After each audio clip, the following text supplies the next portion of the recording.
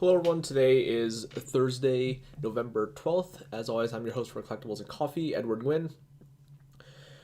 Today, we'll be talking about pre-orders. There's a lot of product releases coming out. There's a lot of hype. There's a lot of things that may be getting your attention, trying to really stretch your dollar thin. The other day, we talked about the 75th anniversary coins that came out that you can buy on the US Mint website. The bullion coins, those were pretty hot. PS5 being released today, huge markup on the secondary market. The base edition is selling for about $1,000 or so. The digital edition selling for about $700. I've been waiting to try and see if I can get my hands on some of them, but the queues are pretty insane. It's hard to get them online. There's a lot of demand for them, obviously, and this is the type of thing where demand only grows going into the holiday season, as this is one of those things that, for the gamers out there, pretty big demand for the new game consoles. Lots of products. Commander Legends next week. Vivid Voltage is tomorrow. All these things, lots of ways to spend your money. Black Friday just around the corner. All these things, lots of ways to spend your money. So today we're going to touch a little bit on pre-ordering, which is a little bit different. It's always handled differently by different companies. Pre-ordering is something that's really become more and more common, especially with items that are starting to become more and more limited. Not just necessarily just in print run, but how they're being distributed. So pre-ordering becoming more and more common, more and more people trying to fight for the same items, especially with items that do have a huge markup on the secondary market nowadays. So today we'll kind of look at those. We'll kind of review some of the things in the interview with Mason yesterday. If you haven't listened to the interview, I highly suggest you check it out. Very good perspective. He is a game store owner in Louisville, Kentucky. So getting his perspective, very good, especially when it comes to Pokemon. He has a lot of great ideas. I would definitely recommend checking out his YouTube channel, Cardinal Gaming, CARDNALL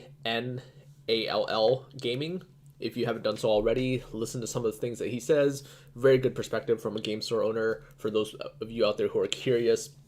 So these are just some of the topics we'll cover today. There's a lot to go through, so we'll hop right in.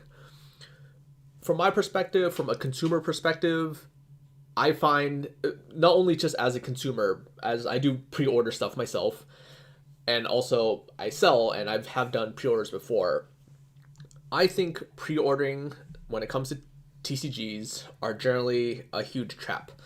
And the reason I say this is it feels bad for everyone, all around. If you're a consumer and you see a card that's spoiled right away, usually with how quickly data travels nowadays, with how much information is out there, how many different websites are doing spoilers, you can get spoilers direct from a mothership. You have content creators that are producing previews for their own cards, preview videos that they upload. It's very easy to get a ton of information. So it's becoming easier and easier for stores to start uploading pre-orders to their website, especially with TCG Player, their catalog. They're the team that does the cataloging, making these items available. Very easy for them to do so. Stores, as mentioned, especially some of the bigger ones, Card Kingdom, Channel Fireball, Star City, etc. They're getting really on top of the ball with making sure all these items are uploaded on their website, because they want you to be able to go out there and pre-order and be able to go out there and buy it, which makes sense. From a consumer's perspective, these are the scenarios that usually play out. I'm looking at Commander Legends. I see this cool new commander that's being spoiled. Let's say I want to buy a few for my deck.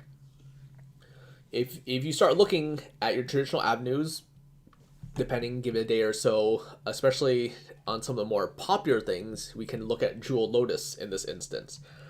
If we remember Jewel Lotus, when it first started out, people, obviously any card that has Lotus in the name is really going to cause uproar. It's going to cause a lot of discussion. It's going to be a really heated topic. Is this good? Is this broken? Realistically, it's somewhere in the middle. Lots of back and forth from all communities, from people in the EDH community, players, competitive players, etc. And when this card was first spoiled, we were seeing it sell for $200, $150 to $200, and these were actually selling because, one, when they first came out, there wasn't a lot of listings, so the people who did buy them may not have had a lot of options. So maybe someone who just saw the price, decided that they want this card right away, they jumped on that price of $200.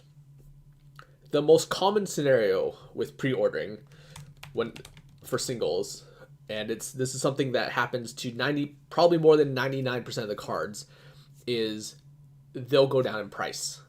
As more stores are being listed, as people start to have more time to see how things start to play out, more people have time to adjust, people have time to get some ideas. Maybe people are starting to, proxy up decks, trying to put Jeweled Lotus into decks, playing them with their commander crew, seeing how things play out. Maybe people are starting to realize, maybe I don't really need this. Maybe I'm okay waiting, see how it pans out before I start dropping the money. And in addition, more and more sellers will start listing their singles on TCG Player, and it slowly creates more supply, and that slowly drives the price down. Usually when we see this, it starts to feel bad, because as a consumer, if you're one of the people who saw it and decided, I want pre-orders and get this right away, it feels bad, because if you look at the price on Jeweled Lotus right now, I believe when I looked at it a little bit before, I think I looked at last night, when I looked at the price, it's down to under $100 or so. There are websites that have the big major websites, they've kind of lowered their price as well. And I think this is more in line with what it should be. People realize that this price isn't really sustainable. It's a mythic. It's the booster packs aren't a premium price. They're not a master price booster pack. So it only makes sense that the value on the singles will slowly come down as more supply is being added. And clearly people aren't willing to pay the $200 that this was first coming out at. If you're one of the people that did pay $200 to get this at the beginning, that feels pretty bad from a consumer perspective. On the flip side, if you're one of those people who likes to try and see how well your speculation game is, maybe you can identify cards that are underpriced, that maybe could be a sleeper, if you can get in on these, depending on when you get on these, there's always some in every set. That's the 1%, those very, very small subset of cards which are underrated at the beginning, and then as time goes on, it becomes clear that these cards are powerful and they actually should be priced higher than what they're pre-ordering at. So then they usually start to go up. And usually when they go up, they don't go up by a small amount at a time. Usually when people are able to identify this, especially a lot of speculators, I know that I've done this before, I'm okay being transparent about that. When I think something is underpriced and it's going to go up, I'm not ordering 4 copies. I'm finding sellers that have 30, 40, 50, 80 copies because they do huge box openings, and I'm buying everything they have. One, because if I think it's going to go up in price, I want to get deep, deep stocks. And 2, the bigger sellers who have them, if they don't have that deep supply, it's more likely to cause the price to jump up more quickly. As now we have to have smaller stores who are maybe only opening up a limited amount, and maybe they're only getting 8, 10, 20 copies of these cards, not as many to be able to list, and that supply will drop quicker, which causes the price to spike harder. Usually when it comes to pre-orders, this starts to create a feedback loop, and people start to see this card's disappearing in very quickly. The supply is going down, and that makes people want to go out and be buying their copies, even if they only need a copy for standard that they want to play, or maybe a few copies in the case of Commander Legends for their decks. Now it's going to prompt people to start going out and buying them quicker and quicker. That's really what causes some of the major price ramp ups that we see in pre-ordering. Both of those situations feel equally bad. In the second situation, which happens much less frequently, it's not uncommon to see sellers cancel your pre-order, especially on TCG Player. And I think it's important to note that there are very strict rules that TCG Player has regarding this. It is important to be aware of those rules because sellers can get punished for canceling your order. And I'll get to that in a moment. But as I mentioned before, both of those situations feel pretty bad. If you're 1% of the time, you get your speculation right, and a card that starts out pre-ordering for $1, it goes to $10, and the seller decides to cancel orders on you. That feels bad. If you had bought at a high price and the card goes down, like it does most often of the time, obviously the seller isn't going to do you any favors by offering you to refund the price difference, because that's the risk that you took when you pre-order. If it goes down, as a consumer, you're likely to get punished. If it goes up, as a consumer, you're likely to get punished. Two different sides. I think this is why one of those things where pre-ordering is generally a trap. I've stopped doing pre-orders on TCG Player. It's not really a fight that I want to get into with other people. I think that most of the time, you'll probably be better served by just waiting for pre-releases. And I know that this is going to be an unpopular opinion among store owners. I know a lot of reasons why store owners do try and get into the pre-order game, because that's when they have the most likely opportunity of making the most money, because prices are high, demand's high, hype is high, all these things combined together, it gets you the most. But I think the feel bad situations that do arise so often from pre-ordering hurts you in the long run. And I'd rather see a slightly more stable market, even if it means making less money, rather than having to deal with all these customer service issues that do arise from these situations. As a consumer, I would encourage you to look at what different websites have for their pre-order policies before you really get in too deep and you start putting yourself into these feel bad situations. Every site is different, and I'm going to look at them and I'm going to discuss some of them just so people who listen to this are clear, because they each have their advantages and they each have their disadvantages. And it is something that's worth noting, especially if you do pre-ordering in a large margin, especially for the people who do like to, as mentioned, speculation game, trying to order a lot of a card from pre-orders. Especially, I know in times when I've tried to pre-order something before, I use every avenue I can. I use TCG Player, I go to Channel Fireball, Star City, Card Kingdom, trying to get as many copies of a card as I can if I have a feeling that it's going to be good. So with that, we'll start with TCG Player. So TCG Player, if you go to their pre-sales, there are very, very strict rules that sellers have to abide by when it comes to pre-orders. And among them, and this is one of the things that frustrates me more than anything, that's actually why I no longer really do pre-orders on TCG Player, because to me, it's not worth a headache to do so. These are some of the policies that they have. And these are policies that have been implemented for a long time. Most sellers who do pre-orders are aware of this. Some of these are less of an issue, so some of these don't really apply to customer, but from a seller perspective, these only help fuel the reason why I don't choose to do pre-orders. First, you will not receive payment for these orders until after the release date and according to the estimated delivery date. So this is on par with what TCG Player does. It's not really a surprise for you as a consumer. If you pre-order something as a seller, we don't get paid until either the item is confirmed delivered. So if it is an item that has delivery confirmation on it, when we as sellers upload the delivery with the tracking number to TCG Player, we can TCG Player doesn't submit the payment until after the item is confirmed delivered. If it's something that doesn't have delivery confirmation, we're waiting the maximum period of time. We're basically waiting 10 business days from the time of the order until the item is going to be, that they determine the item has been received, and then the payment goes into our account. Most websites, every other website, Star City, Channel Fireball, Card Kingdom, they're getting paid right away. And they actually say this. They say that at the time of pre-order, payment will be collected right away. Even on a TCG Player, you're collecting the payment. A TCG Player is collecting the payment for the pre-orders. They're not actually releasing those funds to us until the item is delivered. Kind of annoying, but that does create this potential where if something that is being uploaded as a pre-order, we have these items in stock as pre-orders, we very well could not be seeing the money for 3 weeks or so. And that creates this huge lag in time, which is more annoying than usual, because for most items, we do have to wait the normal amount of time for it to be delivered or determined to be delivered before we see the payment. Small nitpick, but that is one of the things that really grinds my gears.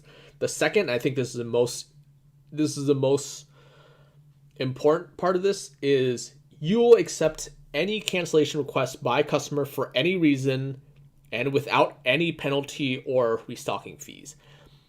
As a seller, if a customer wants to cancel their pre-order for any reason, you are obligated to take it. And this is one of the reasons, this is probably the single biggest reason why I will never ever do pre-sales on TCG Player again as a result. I think this is one of those things which is understandable. This is something that is customer friendly. This is something that, rightfully so, makes sense from the customer perspective. It's very simple. If they don't want an item, they should be able to cancel it.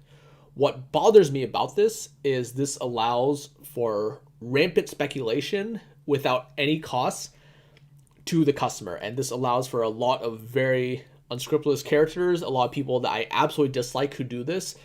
You can basically go out there and just pre-order anything and everything that you see, and there's no risk to you, because most stores, they presumably honor release date. If they don't, that's a huge issue in itself. Most of these stores don't send out their pre-orders until Thursday, usually Friday. Some stores do Thursday just to kind of get rolling, because realistically, even if you're next to the store, for example, even if they drop it off today, you're not going to get in the mail until, if they drop it off on Thursday, you're not going to get in the mail until Friday. Technically, release date is still being honored. They haven't really broken the release date yet. So this allows for you to go out there, and there's a lot of people who do this, I'm well aware. People can go out there, freely speculate on whatever they want, just place pre-orders, and then when they determine, okay, well, these cards didn't pan out, I'm just going to start canceling these orders. This is something that can be done, and this policy basically allows that to happen. And as a seller, there's not really anything you can do except just take it in the chin and accept it. And this is really unfortunate, because as a seller, even if you refund an order because it's through PayPal, you are still hit with the PayPal fees from that transaction. So you're out the 2.9% plus 30 cents from giving that refund, because that's not something that's refunded through PayPal anymore since they changed their policy, I want to say about like a year and some change ago. So that's one of the things that frustrates me more than anything. Also, kind of in the same vein as rule number 3, you are required to fulfill 100% of the pre-sale orders you receive. So this is kind of the flip side of rule number 2. If you are pre-ordering, if you are taking pre-orders as a seller, and someone like me comes in and we choose to buy all your stock on a card and that card skyrockets, as a seller, you are obligated to fulfill that order. And this is something that frustrates me to no end, because having had pre-orders canceled before due to supposed stock issues, and then I turn around and see that seller trying to resell those exact same copies of cards at a higher price, this is something that has caused immense frustration on my end when sellers don't do this. And according to this policy, according to its terms of service for pre-sales, this is a reportable offense. That being said, it is unlikely that anything negative is going to come from this. The most likely outcome is possible that TCG Player would go through and they would either... The TCG Player can't force the seller to sell you these cards. Realistically, nothing more is going to happen than them getting a slap on the wrist. They'll continue if they're 50K plus seller, like you see for some of these big stores. One negative feedback is not really going to do anything to them, especially when they know that, well, these 40 cards, why sell it to this guy when we can just list it at 10 times the price or something and just sell it anyways to a bunch more people. It's a back and forth. There's both ends. I know that there's a lot of sellers that feel strongly about one way about this. A lot of buyers feel strongly one way about this.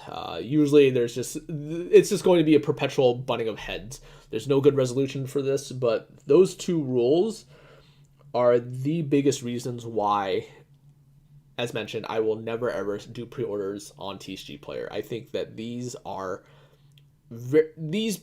basically do nothing except perpetuate feel-bad situations for both sides. And TCG Player is kind of caught in the middle, to my understanding, from my experience with them. And again, this is my personal opinion. They're fairly indifferent about the outcome. Usually it's just what can we do to make both sides happy, and we'll just move on with our lives, even though I think the policy does need serious revision. There's no good, clean way about this. This is TCG Player. If we compare this to other websites, if we look at Star City, for example, if you cancel pre-orders, I'll pull up their page. They have a specific help page for pre-orders. One of the rules is that, let me read the exact line here. Pre-order cancellations must be requested no later than 2 business days prior to the release date of the pre-ordered item, and are subject to a processing fee of 10% of the price paid at the time of sale. If you pre-ordered a Jewel Lotus from them for $200 and you chose to refund it, you are getting hit with a restocking fee of 10%. You are paying $20 and they're only going to refund you for $180. I think that this is something that should be done. TCG Player actually very specifically forbids this. If you again look at rule number 2, you will accept any cancellation request by a customer for any reason and without any penalty or restocking fees. This is not something you can pass on to your customer. Star City, this is something that they do with every pre-order. I think this is something that should be done. This, again, is a way to deter people from doing things like rampant speculation. And even if you do that, even if you cancel, you're getting hit with that 10% restocking fee no matter what. So it makes it hard to cancel. The goal is that when you're pre-ordering, you're taking a risk. It only makes sense that that price should be locked in. Sometimes you get rewarded. Sometimes it goes up.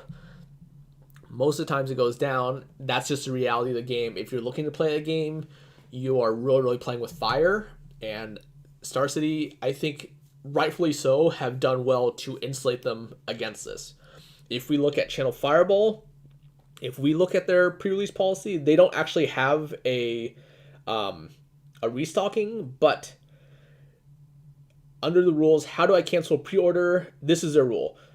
You may cancel any pre-order through the Sunday prior to release date by contacting sales@channelfireball.com with your cancellation request. That means you have to cancel 5 full days beforehand, before the release date, if you want to cancel your order. That is usually outside the window when prices start to become most volatile. It's usually within 1 to 2 days before pre-release. When stores are getting their product, most product comes to stores on Wednesday, sometimes Thursday, depending on how shipping works. And that's kind of the time when they have a chance to open up their product. They start dumping the stuff online, listing all the sales through TCG Player, through their online web store, etc. And by creating this window of Sunday, it kind of also insulates Channel Fireball against these people who are wanting to cancel orders for whatever reason, because their spec didn't work out, what have you, by creating this buffer window for them where they basically you're basically locked in once that Sunday pass. I think these policies are much more in line. I really wish TCG Player would do something similar to these. It is important to note that because TCG Player doesn't handle the inventory themselves, they're not anything more than a third-party marketplace that allows these sellers to sell on their platform. They don't really have any sort of control over these, so there's an upper limit to how much they can do, how much they can resolve and help customers. And their customers, you have to remember, for TCG Player, are both the buyers and the sellers. TCG Player gets money from both ends of those groups, which is why TCG Player has to be able to answer both, and I think that does really tie their hands when it comes to placing pre-orders.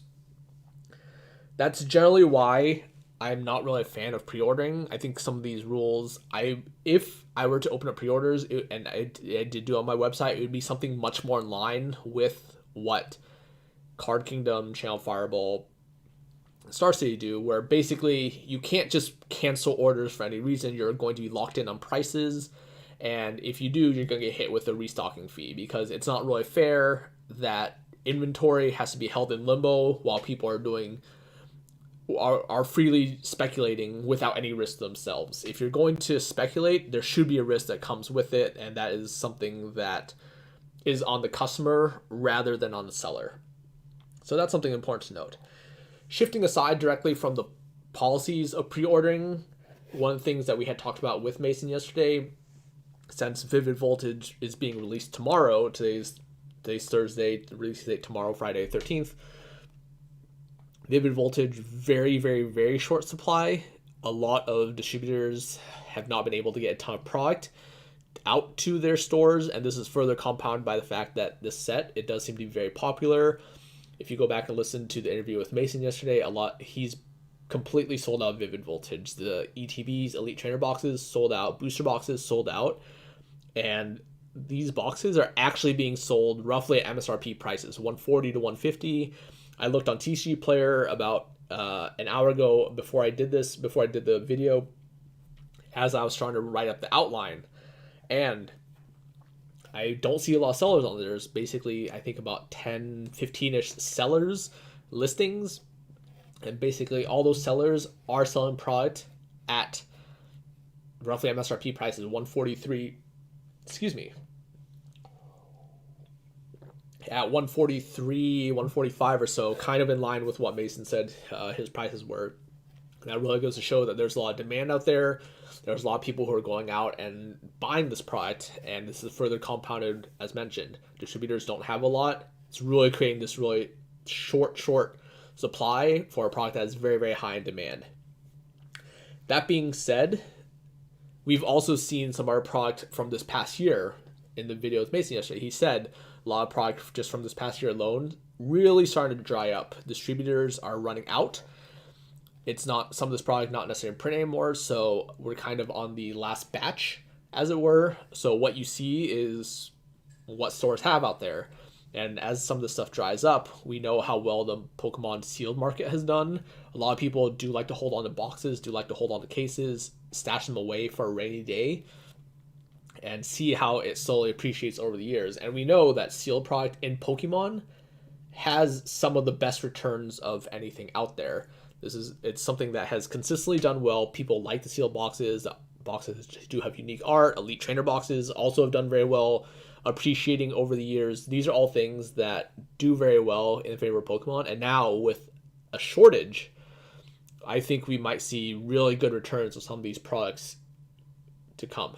That being said, we know that the Pokemon Company International, TPCI, they recently announced that there's going to be a reprint for Cosmic Eclipse. Cosmic Eclipse is one of those things that, it was a set, it's done well, there are a lot of secret rares in there. It is a very popular set, especially in terms of playability. In addition to collectability, that's really the perfect storm that you can ask from a set.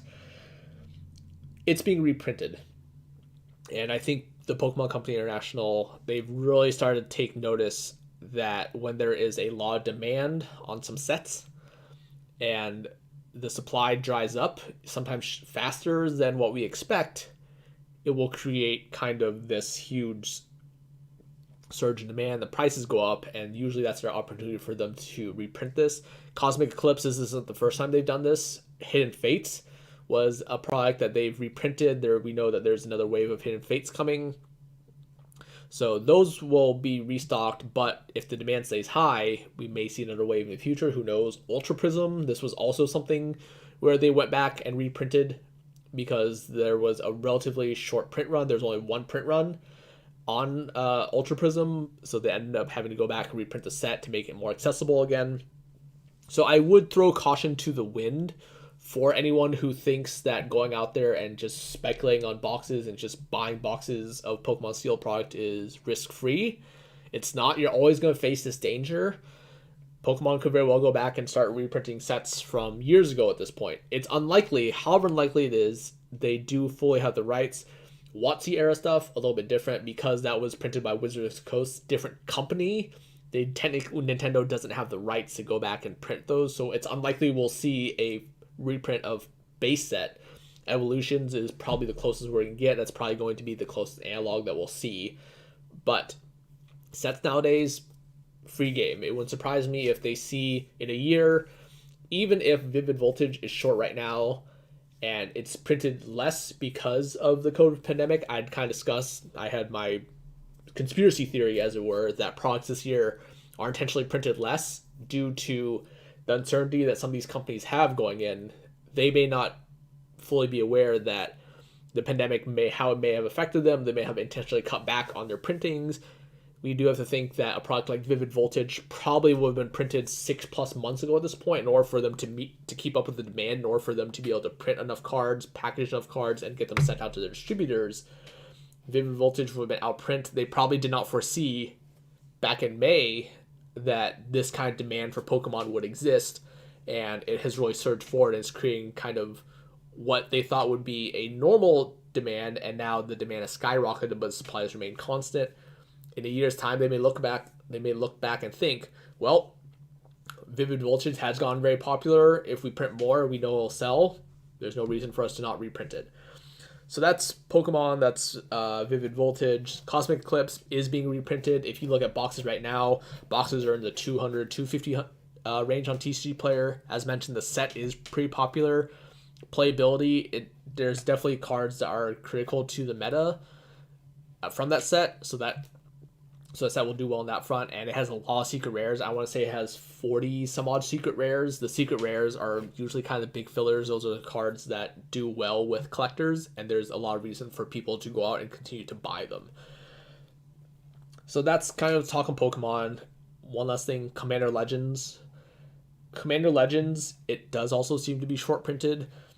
I heard from someone that Australia, they're actually pushing their release date back to December 3rd. So that'd be about 2 weeks past what their projected release date was. This isn't the first time we've seen this. We've seen Zendikar Rising. It had supply issues with initial allocation. Jumpstart, that was a huge mess. That was very, very backed up in terms of how much they could print it. I know a lot of places there's still demand for Jumpstart to this very day, and it's just not there. You just can't get a constant supply for Jumpstart. So we'll have to see how it goes. One of the things I have noticed is that collector boosters really haven't lost value. One, because there's much less of it available online. When I wrote this outline, I looked at prices from some different websites. Card Kingdom was actually out of stock on collector boosters, which is pretty interesting to me. That being said, Card Kingdom, the way that they've slanted their affiliation with EDH Rec, it's no surprise that collector boosters would do well, more so than perhaps in other places, because collector boosters do appeal to the EDH crowd, in my mind, a very different way that compared to some products in the past. When we're thinking about Zendikar Rising, we think about collector boosters. It seems a little silly. I think that they're having a really bad read on players. If you think about standard players, if you think about competitive players, the people who are wanting to buy and get their hands the most on standard product right away, they don't care if their card is extended art, if their card is foil, they just want the cheapest version to play it with. Whereas Commander Legends, the opposite is true. The player base who would be buying Commander Legends, Commander players, EDH players, casual players, there's much more appeal to them. They're going to be wanting to go out and spend the big money on foil etched planeswalkers, extended art cards, extended art soul rings. All those things gives me more reason to understand why collector boosters would do much better with Commander Legends as opposed to some other products out there. As mentioned, does seem like it's in short supply. I would take it with a grain of salt. It's possible at Card Kingdom, as mentioned, because they are more slanted towards the casual player, towards EDH, that they would sell out. But even looking at TCG Player, I don't see a lot of listings for Commander Legends collector boosters. There's not a lot of it out there. Cases, not a lot of it. So it's possible these are selling well, and it's also possible that a lot of these stores just didn't get as much as they expected.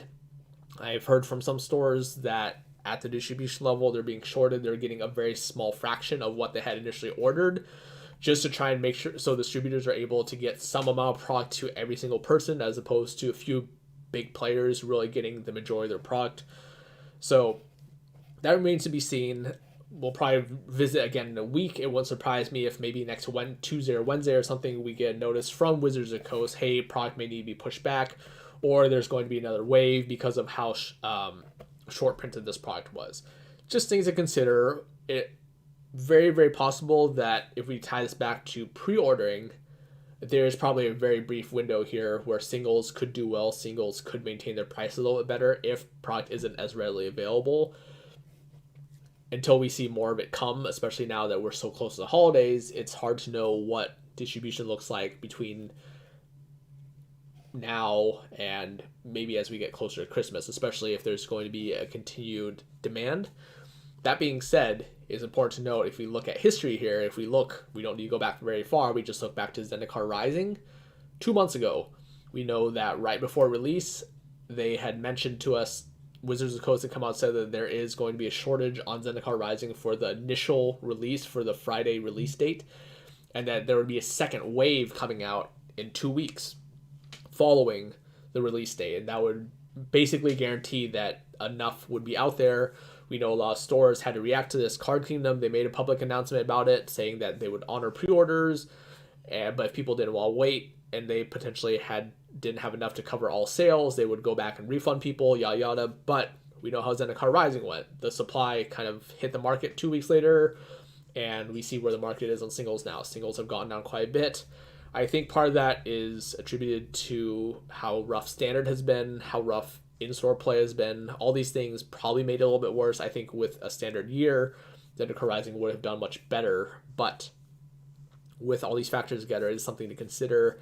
That being said, proceed cautiously. I do think there is potential, there is some hope that Commander Legends would be more of a jumpstart type product as opposed to Zendikar Rising type product, and singles short term will do well until that supply, that surge of supply hits the market and becomes readily available for everyone. So with that, that'll be a wrap on today's episode. Regarding pre-orders, again, if you do pre-order, know what the policies are regarding pre-orders. Don't be in a position where you could potentially get burned as a consumer. If you do look to speculate, you have to understand the risks. TCG Player doesn't really seem to care about that. So if you're going to do so on TCG Player. Know what your sellers have to be responsible for. Know what you're able to do. Be able to protect yourself and pre-order smartly. It is, at the end of the day, always a gamble. Sometimes you will get burned. And that's just kind of the nature when you do try and speculate. So with that, that's a wrap on today's episode. As always, thank you for listening. You can find me on Twitter at Edwin13. You can find the social media sites for Vermilion on the right. We'll be back tomorrow with more. Wherever you're in the world, stay safe. And